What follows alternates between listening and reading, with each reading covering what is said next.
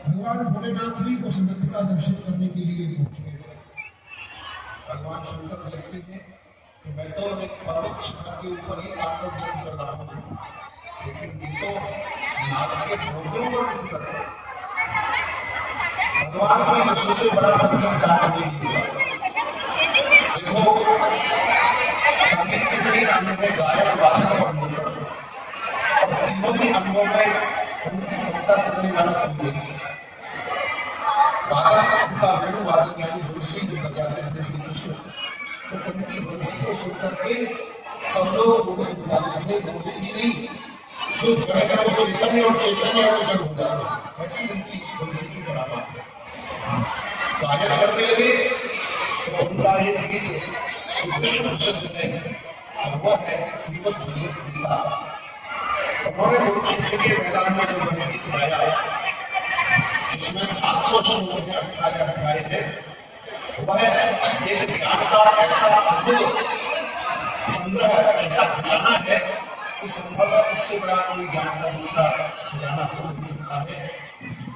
अब तक जो हमारे सनातन साहित्य के जो ग्रंथ हैं, उनमें सबसे ज्यादा भाषाओं में प्रकाशित होने वाला और सबसे ज्यादा देशों में पढ़ने जाने वाला श्रीमद् भगवत गीता नाम का यह है। ठाकुर जी की गाया लगभग 135 भाषाओं में अब तक प्रकाशित हो चुका है। हमारे लोग उसके ऊपर निरंतर अध्ययन और रिसर्च करते रहते हैं।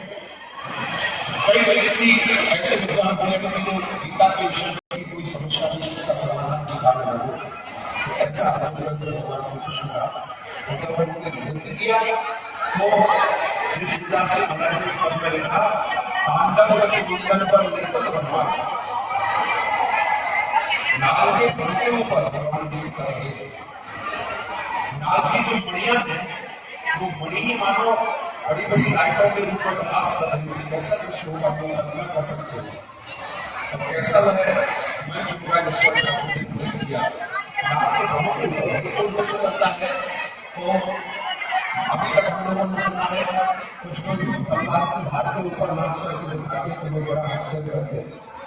कुछ लोग बतासे के ऊपर नाचते हैं, कुछ नीले के भी शीशों के ऊपर नृत्य करते हैं। ऐसे ऐसे कई तरह के नृत्य करते हैं। लोग आश्चर्य करते हैं कैसा कैसे कर लिया, लेकिन भगवान तो सांप के पंजे ऊपर नाचते, ऐसा नाचने वाला तो आज हम श्री कृष्ण जी की नागनाथनी लीला के दर्शन करेंगे। आप लोग जानते हैं ये काली नाम का जो नाम है ये ऐसा वैसा नहीं, उसके 101 ऐसा भागवत में लिखा है। 101 वाला ब्राह्मण दीप से आगे के रहेगा। वो कद्रू का पुत्र था।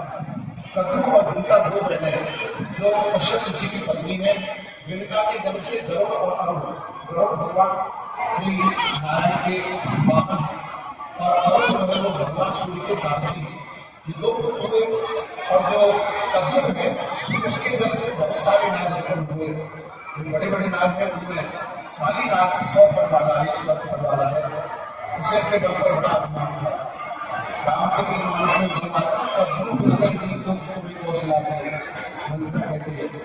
कद्रू पिता में 100 से अधिक खरीदा था। लेकिन उन्होंने आपस में एक चर्चा हो गई।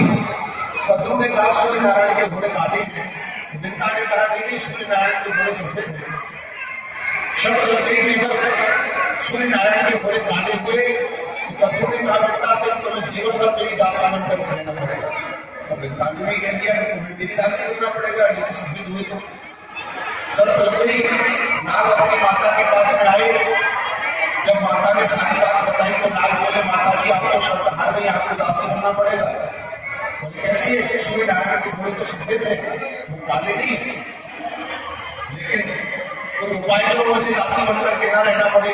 तो नागों ने कहा हमें एक उपाय सोचने से है, हम सारे नाग जा करके उन काले सफेद घोड़ों से निपट जाएंगे पूरे शरीर पर, दूर से देखने पर वो काले काले दिखाई पड़ेंगे।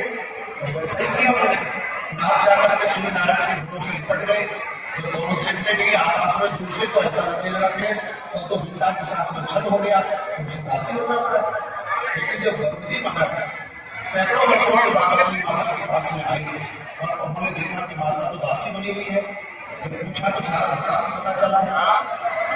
गरुड़ जी को बड़ा क्रोध हुआ, देवी माता के साथ में क्षण हुआ है, सूर्य नारायण के घोड़े तो सोए थे, सफेद थे। तब तो महाराज उन्होंने क्रोधित होकर के नागों को पकड़ पकड़ के मारना शुरू कर दिया। ये कालीनाग ये बड़ा अपने मन का अभिमान रखता था, गरुड़ जी से भिड़ गया, भिड़ने लगा। लेकिन जब गरुड़ जी ने पहचान लगाई तो वहां से प्राण बचाने के लिए भागा और भागते भागते वृंदावन आ गया। वृंदावन में उसे पता चला कि सौभद्र ऋषि के श्राप के कारण गरुड़ जी वृंदावन में किसी को नहीं सता सकते। एक बार सौभद्र ऋषि ने गरुड़ जी को श्राप दे दिया था कि वृंदावन की भूमि में यदि किसी जीव जंतु को तुम मारोगे तो तुम्हारे मस्तक के 100 टुकड़े हो जाएंगे। इस कारण गरुड़ जी किसी को नहीं मार सकते, तो वो निश्चित होकर के वृंदावन में गृह बना करके रहने लगा। यमुना से लगा हुआ एक गड्ढा भारी यमुना की जल से बन जाता था। उस तरह का जल इतना विषैला हो गया कि कोई भूल से भी पशु पक्षी पीने तो उसकी मृत्यु हो जाती है। कन्हैया ने विचार किया, उसने विचार किया कि जब तक मैं नहीं हूँ तब तक इनकी रक्षा कर लूंगा, लेकिन मेरे जाने के बाद तो ये काली नागी मेरे ब्रजवासियों को समाप्त कर डालेगा, इसलिए इस नाग को निकाल करके यमुना के जल को शुद्ध करना है, ऐसा निश्चय कर लिया। तब तक तो नारद जी महाराज वो भगवान के मन है, वो तो सब कुछ जानते हैं और भगवान की इच्छा से चल पड़े राजा को उसको समझाने के लिए। यही से लीला का अच्छी नारद जी महाराज पढ़ा रहे हैं। भजन नारायण भजन नारायण भजन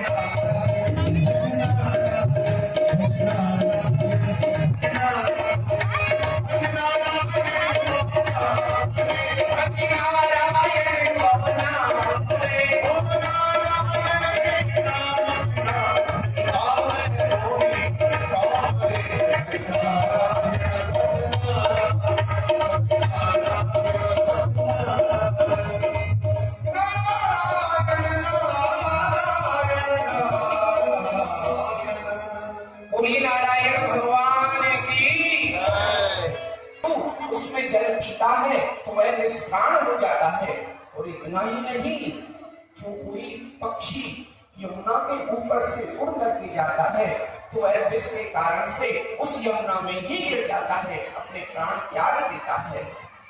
उस जल को निर्मल कराना है और कंस को ये भी बताना है कि कृष्ण बलराम कोई साधारण नहीं, तेरे काल